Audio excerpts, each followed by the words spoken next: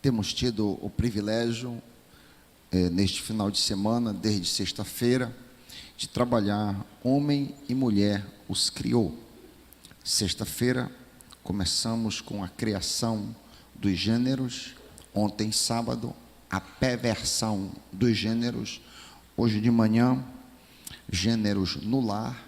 E hoje à noite, gêneros na igreja. Uma bênção maravilhosa. Para a glória de Jesus, temos sido ricamente abençoados. Graças a Deus. Queria chamar o pastor David Merck. A igreja tem sido ricamente abençoada. Eu queria já agradecer ao amado por ter se disposto a vir. Adriana, que está ali, muito obrigado por acompanhar o seu esposo. Fomos ricamente abençoados para a glória de Jesus. Louvamos a Deus pela sua vida. Esperamos que o seu ministério seja longo e continue a ser frutífero, como tem sido à frente do Pregue a Palavra, lá em Atibaia, e agora não mais no Pregue a Palavra, mas mais na direção da igreja, que o pastor Antônio Mendes capitaneia. Me permitam uma última vez colocá-lo por trás da cruz. Vamos orar. Pai querido, que as palavras da boca do teu filho e o meditar do seu coração sejam agradáveis a ti, rocha nossa e redentor nosso, e todo o povo de Deus apoiando diz amém. Fica à vontade. Muito obrigado. Boa noite, queridos. Realmente esse fim de semana foi muito especial. Foi muito especial por poder viajar com minha esposa, que é muito raro. Foi muito especial porque cada casal que nos levou para comer e comer, tivemos excelentes conversas, tão enriquecedor, foi tão encorajador ver o que Deus tem feito nesta igreja para a glória dele. Pastor Hacker, muito obrigado por poder conhecer o irmão mais de perto, sua esposa. Foi tanta comida que eu nem vou fechar, porque o meu terno não está fechando mais direito depois dessa viagem. Então, somos muito abençoados por estar aqui com os irmãos. Nós vamos encerrar o nosso tempo nesse tema tão rico, tão diferente, mas tão atual, olhando hoje para a carta de Paulo a Tito. Tito capítulo 2, versículos 1 e 10 é o nosso texto nessa noite.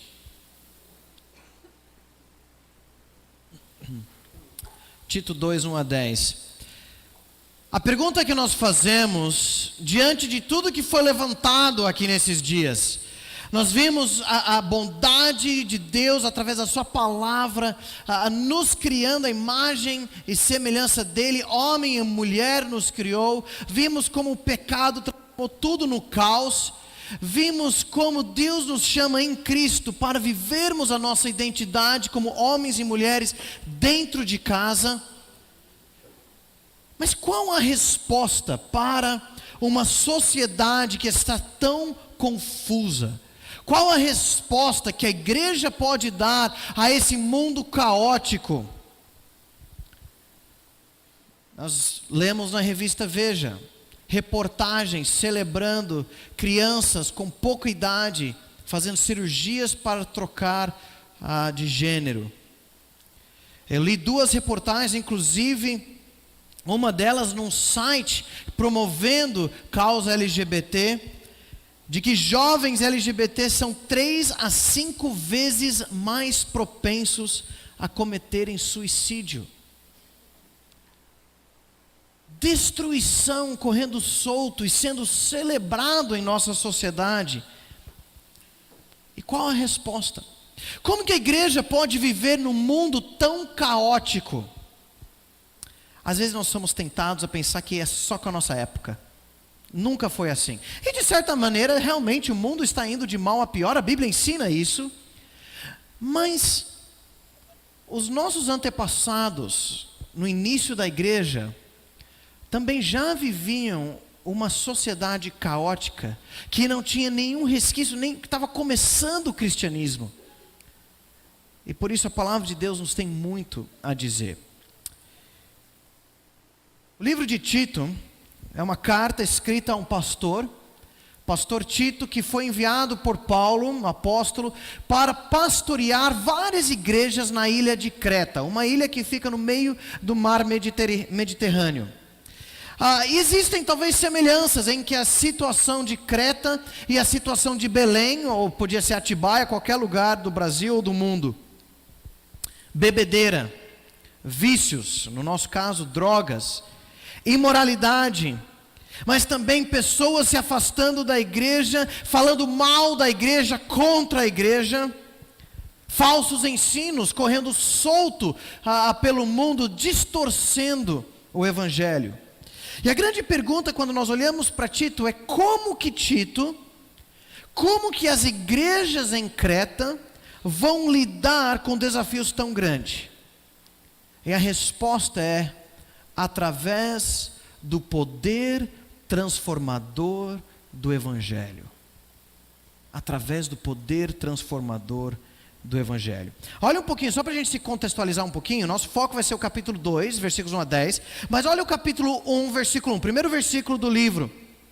Ele diz assim: Paulo, servo de Deus e apóstolo de Jesus Cristo, para conduzir os eleitos de Deus à fé e ao pleno conhecimento da verdade que leva à piedade. Volta um pouquinho e vê de novo. O objetivo de Paulo é conduzir os eleitos de Deus, os salvos, à fé, a conhecerem completamente a verdade. E o que isso iria gerar? Piedade, vidas transformadas por Deus. Olha o versículo 5, o propósito de Paulo enviar Tito para a ilha de Creta, foi por isso que te deixei em Creta, versículo 5, para que pusesseis em boa ordem o que faltava, e que em cada cidade estabelecesses presbíteros, como já te orientei. Então, os primeiros versículos, então, Tito chega nessas igrejas e ele precisa colocar em ordem essas igrejas. E uma das primeiras coisas que ele precisa fazer é o quê? É estabelecer líderes, estabelecer presbíteros, estabelecer pastores nas igrejas para com sua vida e suas palavras proclamarem a sã doutrina. Mas por que isso é tão importante? Olha o versículo 12. Por causa da situação caótica da cultura e da sociedade. Versículo 12.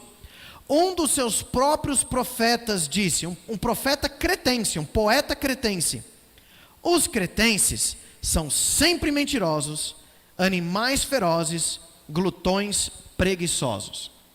Ok, gente, isso aqui não é uma descrição de outro país, de outras pessoas falando dos cretenses.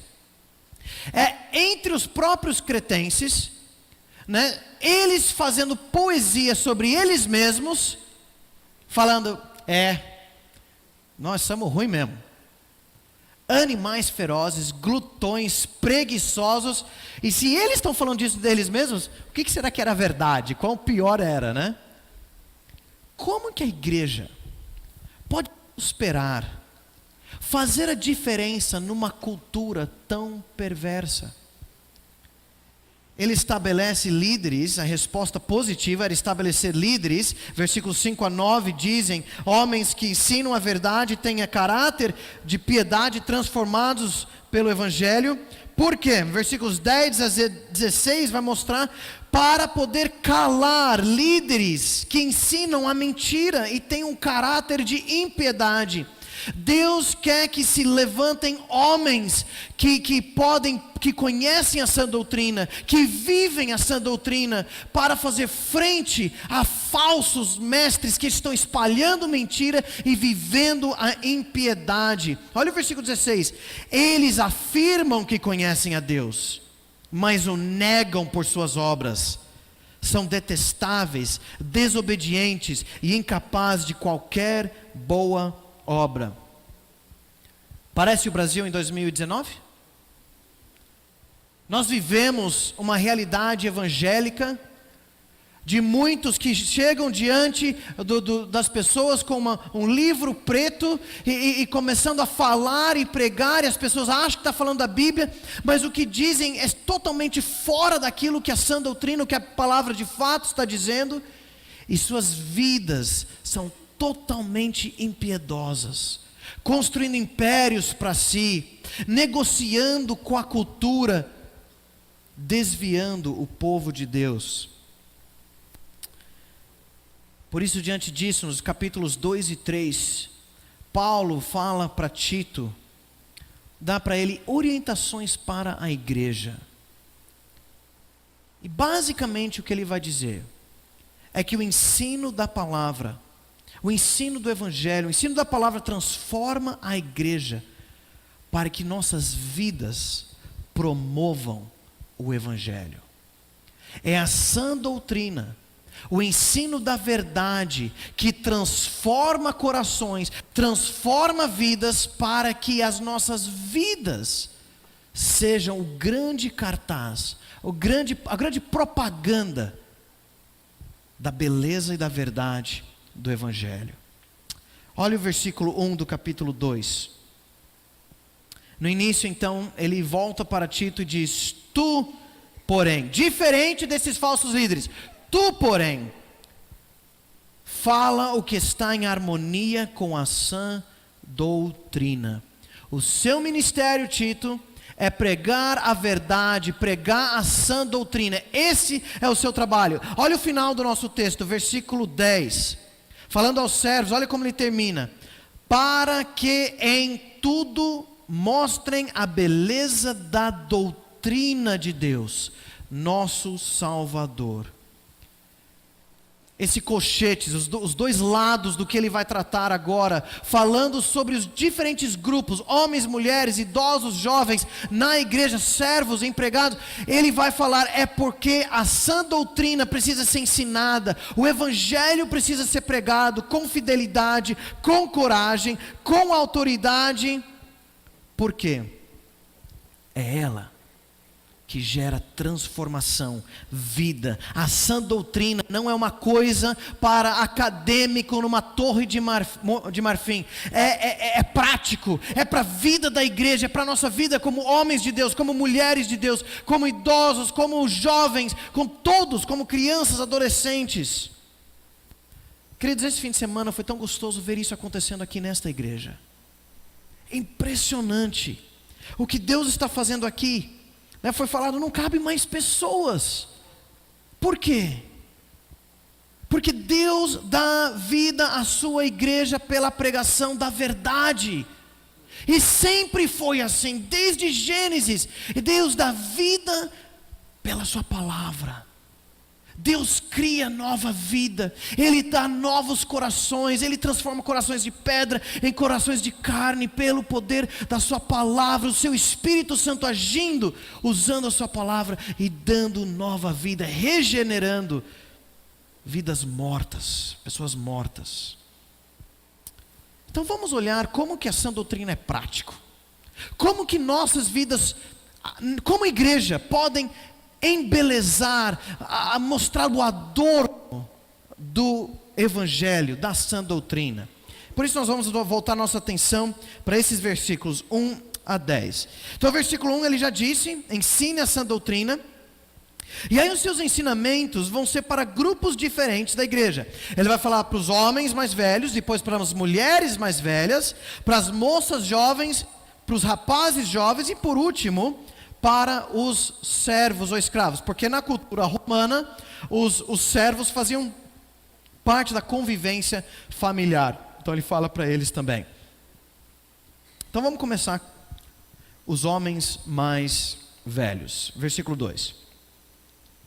Exorta os mais velhos para que sejam equilibrados, respeitáveis, sóbrios, sadios na fé, no amor e na constância. Homens mais velhos, então, devem ter vidas equilibradas, vidas que demonstram a dignidade, o respeito, a sobriedade de uma vida de maturidade, de caminhada com Deus. Eles devem ser sadios em 3 áreas: fé, amor e olha que interessante, constância. A idade avançada não é mais momento para os altos e baixos, os extremos. facilmente mudado, como criança um barco levado pelo vento, como Paulo fala em Efésios 4, mas maduros.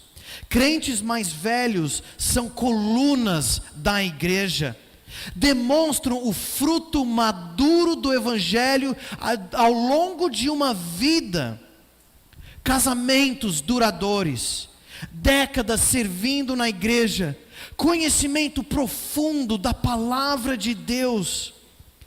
Queridos, nós os mais jovens, vivemos num mundo virado de ponta cabeça. É fácil cairmos nos extremos, é fácil nos perdermos, é fácil acharmos que nada disso se viu antes, tudo é novo, não sabemos, precisamos jogar tudo para o ar e começar do zero. Os homens idosos da igreja, maduros, são a âncora, são o alicerce, são as colunas da igreja que apontam, não, peraí, sim, o mundo vem mudando, sim, as coisas estão piorando, mas as verdades são eternas, e suas vidas de piedade e constância e fé e amor e sobriedade são bandeiras, são marcos para nós jovens, vendo, opa, não, calma, dá certo, eu quero que a minha vida seja como aquele senhor ali, com aquele outro ali. Eu quero que a minha vida brilhe o evangelho daquele jeito. Senhores, vocês são nossos irmãos mais velhos, servem de referência, de continuidade, são provas de que a vida com Deus vale a pena a longo prazo. Por favor, queridos, não se aposentem da vida cristã. Como homens de Deus, que tem estabelecido, aprofundem cada vez mais na palavra, e chamem nós jovens para perto, engajam na obra enquanto Deus te der saúde e vida, para chamar outros para perto, e investir na vida deles, compartilhar a sua andar com Deus, as experiências com Deus, o que você tem aprendido da palavra, e convide para dentro da sua casa, para ver a estabilidade de uma vida com Deus, com lutas, com dificuldades sim, mas Deus junto, o fruto da perseverança. Precisamos disso. Às vezes nas igrejas nós temos idosos para um lado, jovens para outro. Nós precisamos disso daqui, interação entre as gerações, porque dá continuidade, profundidade. Existem jovens que estão chegando para a igreja, cujos pais não conhecem o Senhor, que não são exemplos, sozinhos na caminhada. Precisam de vocês para chegar junto e serem pais e mães na fé. Versículo 3, Paulo muda para uma outra faixa. Ele fala sobre as mulheres mais velhas, e inclui nos versículos 3 a 5, e já aproveita para falar sobre as mulheres mais novas também. Olha só o que diz: as mulheres mais velhas, de igual modo, sejam reverentes no viver, não caluniadoras, não dadas a muito vinho, mestras do bem, para que ensinem as mulheres novas a amarem o marido e os filhos, a serem equilibradas, puras, eficientes no cuidado do lar, bondosas, submissas ao marido, para que não se falem mal da palavra de Deus.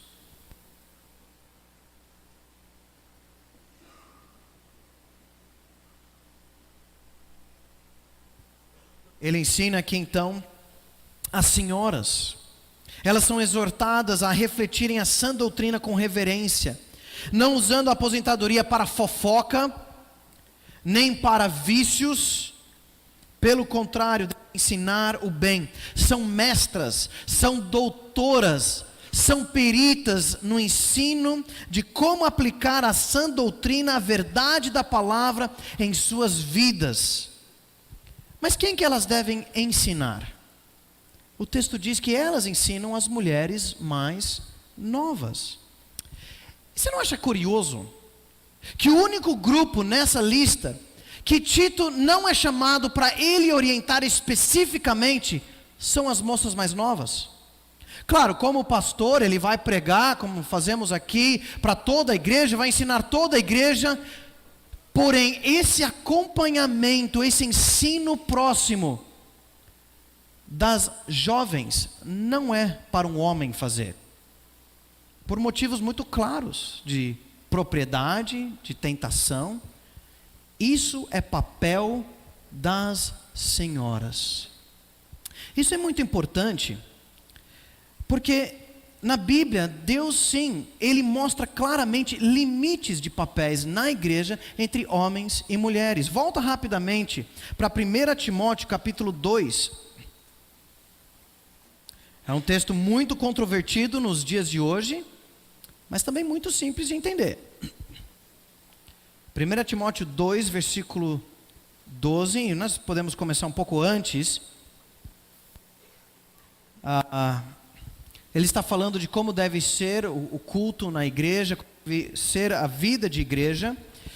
E no contexto lá de 1 Timóteo em Éfeso, ao que indica, lendo 1 e 2 Timóteo, parecia que tinham várias mulheres, algumas delas viúvas mais novas, que eram ociosas, andando para cá e para lá, de casa em casa, sendo desviadas pelas falsas doutrinas e causando escândalos na igreja, caindo em moralidade. Então Paulo deixa muito claro, a partir do versículo 8, para homens e mulheres: quero que os homens orem em todo lugar, levantando mãos santas, sem ódio nem discórdia.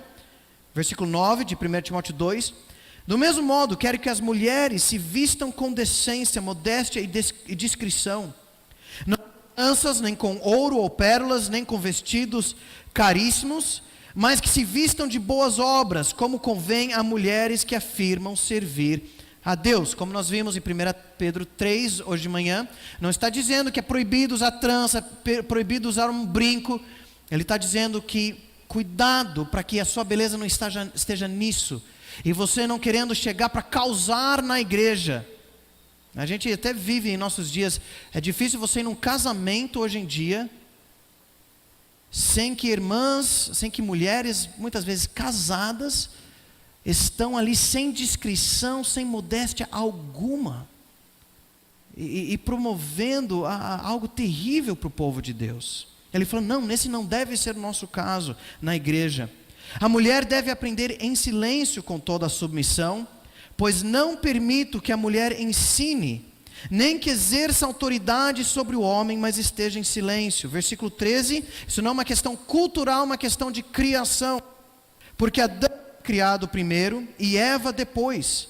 E Adão não foi enganado, mas a mulher é que foi enganada e caiu em transgressão. Todavia, ela será salva ou preservada, dando à luz filhos, desde que permaneça com domínio próprio na fé, no amor e na santificação. Não está dizendo que salvação para mulheres é se tiver filhos. Isso seria totalmente contrário ao que Paulo ensina sobre o Evangelho. Mas dentro do contexto, parece que ele está dizendo que diante de um contexto de mulheres se levantando e causando na igreja e seguindo falsos ensinos, ele fala, a dignidade delas, o apego às sagradas escrituras, à sã doutrina, elas não vão se desviar se elas focarem no seu papel tão especial dado por Deus de criarem filhos e continuarem na fé. Mas nota interessante, em contraste com Tito 2, limites. Ele vai falar no capítulo 3 de Timóteo, acho que está falhando aqui, de 1 Timóteo, que os homens, sobre os pastores, qualificações. É por isso, a partir desse texto, que na igreja, mulheres não devem ser pastoras. Que o papel de ensino, de autoridade na igreja é para os homens, porque Adão foi criado primeiro, esse foi o papel dele. Mas quer dizer que mulheres não ensinam na igreja, não tem papel, não tem nada para ensinar? Olha para Tito 2, elas têm sim, elas são mestras do ensino da sã doutrina. Para quê? Por quê?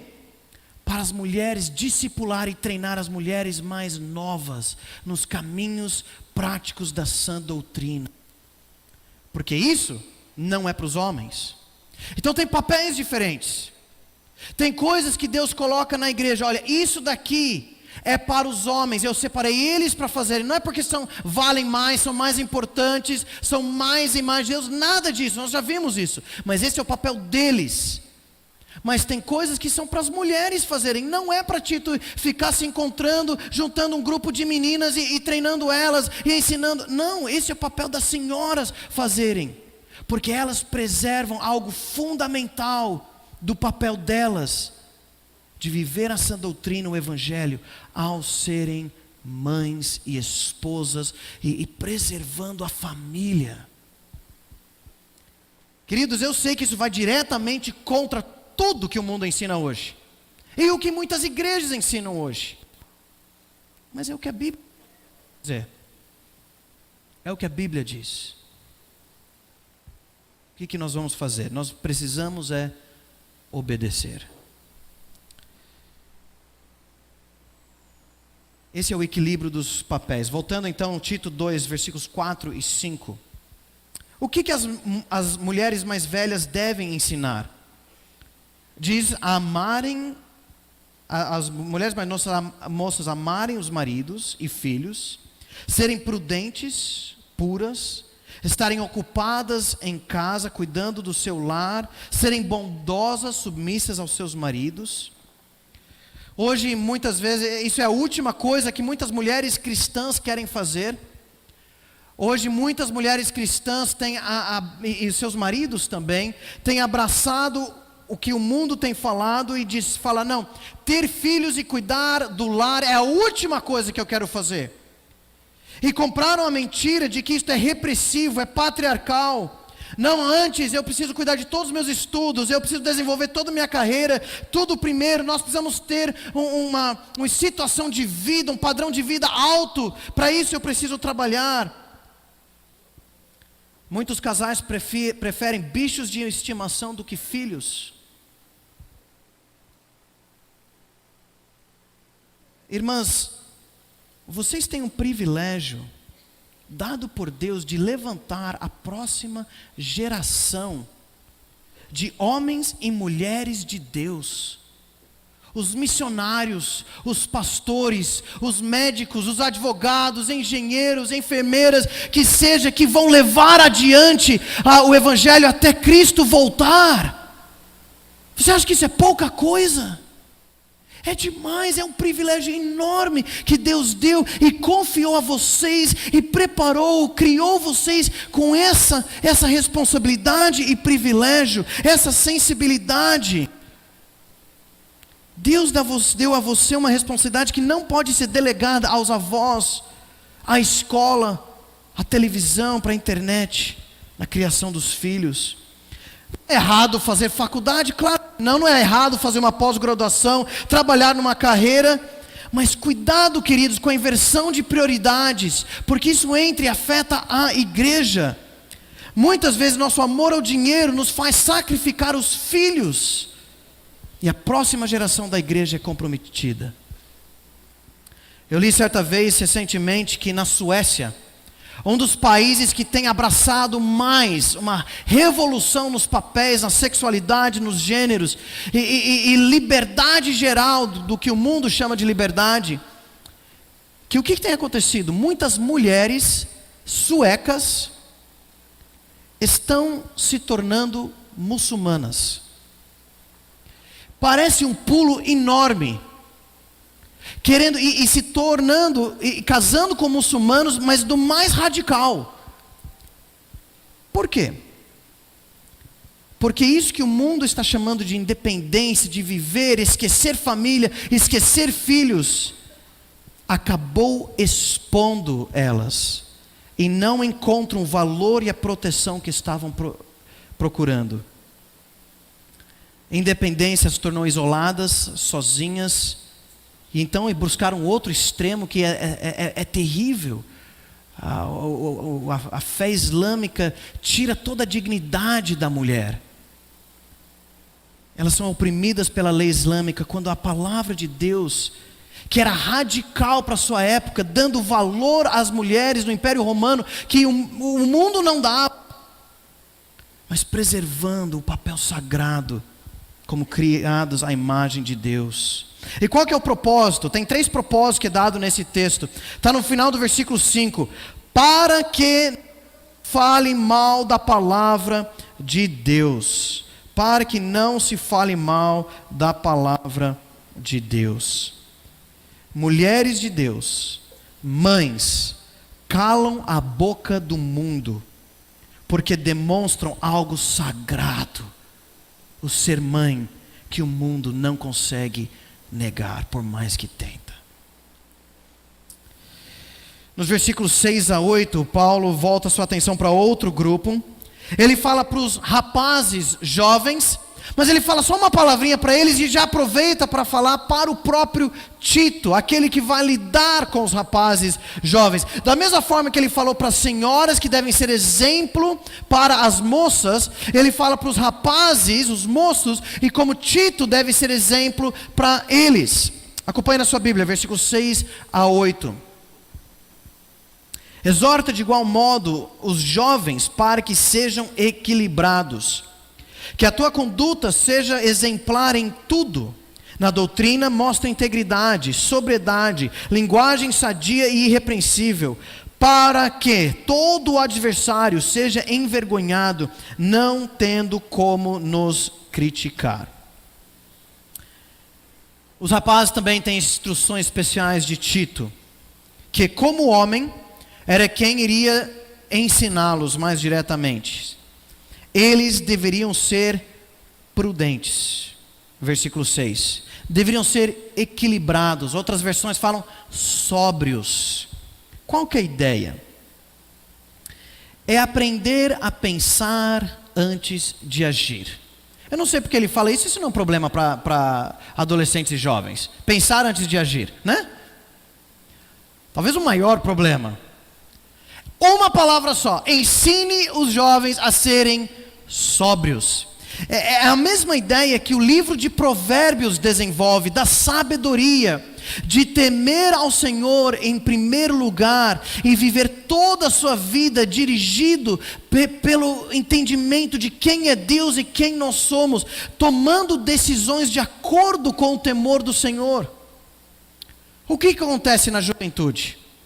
O que dá na telha, o que surge, o que alguém acontece. Muito reacionário, imediato, tomando decisões, tomando atitudes, saindo para viver a adrenalina sem parar para pensar no que aquilo implica e o porquê das coisas. Ele fala só fala para eles pensarem, serem sóbrios e pensarem, tomarem suas decisões de acordo com a palavra de Deus. Eu lembro quando eu era pastor de adolescentes. E o nosso retiro de adolescentes lá na igreja é sempre na época do carnaval. Eu lembro um ano, nós alugamos uma chácara ao lado de uma represa. E eles tinham construído nessa chácara um prédio de talvez 4 andares. E no 4º andar era um salão novo, onde todos os rapazes dormiram ali no chão, com seus colchonetes, tudo. E tinha uma vista maravilhosa para a represa, com um vidro temperado, recém-instalado ali, que abria para ver. Era muito bonito. Na última noite do retiro, as meninas quiseram fazer uma serenata. Então elas foram lá, e lá embaixo, né, no térreo, lá fora, tinha a piscina. Então elas se uniram todas lá em volta da piscina, cantando, olhando lá para cima, para o 4º andar, e os rapazes lá em cima. Eu estava lá em cima nessa hora. E quando aquelas notas doces, né, levantaram pelo ar e chegaram nos ouvidos daqueles adolescentes rapazes. Gente, foi assim, parecia uma manada correndo ali para a janela, uma loucura para abrir de qualquer jeito aquela janela para ver as meninas cantando lá embaixo. E quando eles saíram atropelando um ou outro, pisoteando quem ainda estava no saco de dormir, e abriram, eu só ouvi o barulho daquele vidro temperado se estilhaçando e caindo e enchendo todos os colchonetes e sacos de dormir todo ali. Não. E pior que pastor de adolescente já sabe, quem é que vai ter que explicar para o dono do sítio? o pastor, né? É sempre assim. Eu não fiz nada, mas não, tudo bem. Mas aquela euforia, sem pensar, sem olhar o que está fazendo e chegar. Paulo fala para Tito: Tito, dá um jeito. Ensine eles a serem equilibrados, moderados. É a fase de lembrar, de pensar biblicamente antes de agir. E aí então ele volta a sua atenção para o próprio Tito. Como que o líder, o pastor de adolescentes, o pastor de jovens, os líderes que se envolvem com a juventude, como que eles devem agir? Ele deixa muito claro. Da mesma forma que as mulheres, Tito deveria ser um exemplo para eles em tudo. Ele deveria ter conduta e linguagem exemplar e vida, a sã doutrina como exemplo, claro. Queridos, isso é muito diferente do que muitas igrejas procuram naqueles que trabalham com jovens e adolescentes. Muitas vezes querem alguém engraçado, animado, que fala a linguagem deles. Tudo isso pode ser até bom, mas não é o principal. O líder de juventude não é um domador de leões, com uma cadeira numa mão e chicote na outra, sai para trás, tentando que não quebre mais um vitrô da igreja. Líder de juventude, quem trabalha com jovens e adolescentes, não é um palhaço, simplesmente tentando animar a garotada. Não é um produtor de eventos, de uma atividade só para outra, sem fim. E muitas vezes, muitos líderes de jovens e adolescentes têm errado, por não serem exemplos, serem colocados alguém que é divertido, mas não exemplo, e desvia uma geração inteira. Tem que ser um homem de Deus, que exemplo em sua vida, em sua doutrina, em sua linguagem. Para quê? Final do versículo 8. Para que todo adversário seja envergonhado, não tendo como nos criticar. Quando o mundo olha, ou quando opositores dentro da igreja se levantam contra, não tem o que falar, não tem como criticar. Isso que a igreja ensina é o errado, é ultrapassado. Não dá para negar a transformação de vida, as boas obras nestas vidas. Em ambos os casos, são os homens e mulheres de Deus que transmitem a sã doutrina para as novas gerações de rapazes e moças. O papel de homem e mulher na igreja é isso.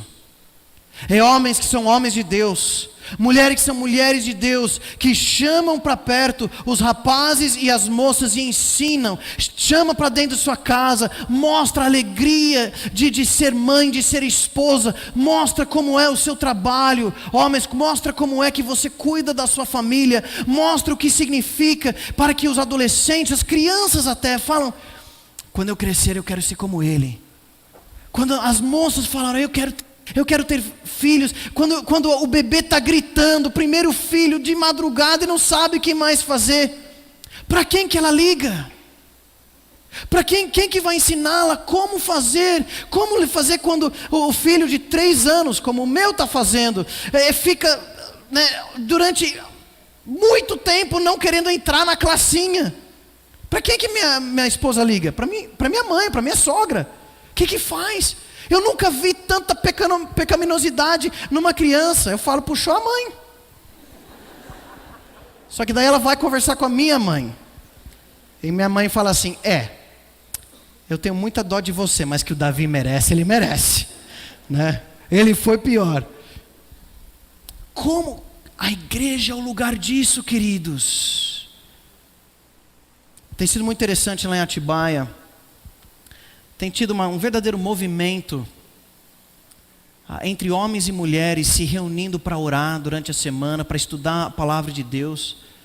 Tem sido tão gostoso ver famílias se unindo, crescendo, o berçário enchendo, para falar a verdade, vendo a alegria de ser família, a alegria de ser homens e mulheres de Deus. Os últimos versículos fala para os servos: exorta os servos para que sejam submissos a seus senhores em tudo, agradando-os sem reclamar, e que não furtem, em vez disso devem demonstrar perfeita lealdade, para que em tudo mostrem a beleza da doutrina de Deus. Basicamente, no trabalho também o Evangelho transforma. Nós não vamos gastar tanto tempo com isso aqui, mas é de não ser reclamadores, empregados, submissos, honestos, leais. Mas olha como termina todo esse trecho: para que em tudo mostrem a beleza da doutrina de Deus, nosso Salvador.